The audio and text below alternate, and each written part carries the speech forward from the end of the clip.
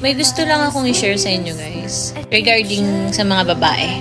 Na mostly, ng mga men is annoyed sila sa ganung ugali ng babae, naiirita, parang feeling nila kinokontrol sila, o parang masyadong, alam mo yun, toxic para sa mga ibang lalaki. Kasi kami mga babae, bungangera, talakera kumbaga, and minsan nami-misinterpret yun ng mga lalaki. Kami kasi mga babae, expressive kami sa mga nararamdaman namin, sa mga gusto naming sabihin, sa mga gusto naming iparating sa mga kapartner namin.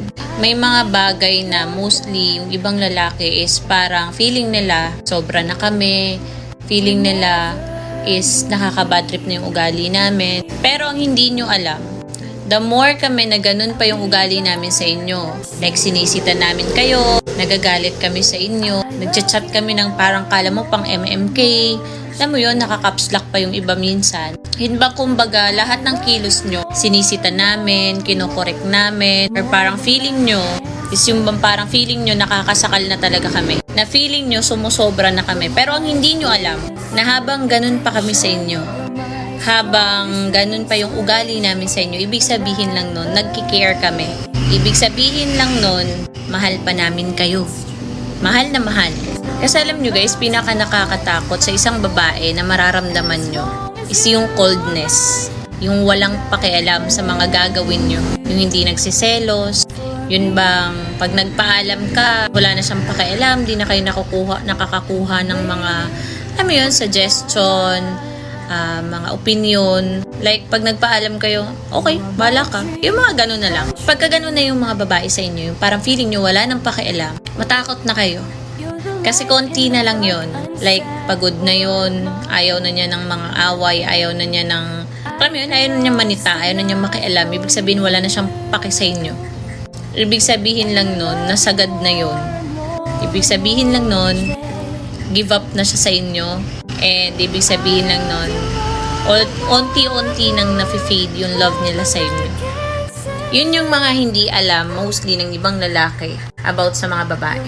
Kasi kami mga babae guys, as long as yung ugali namin is yung lagi namin kayong sinisita, kinukorek, or lagi namin kayong pinagsasabihan, lagi namin kayong na ratatatat, alam niyo yun.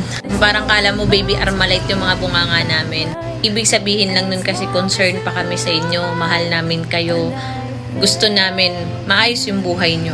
Kahit alam naman namin na ayaw nyo. Kahit naman na alam namin na hindi kayo makikinig sa amin, pero tinatry namin yung best namin na baka sakali, mabago namin kayo, baka sakali, makinig kayo sa amin.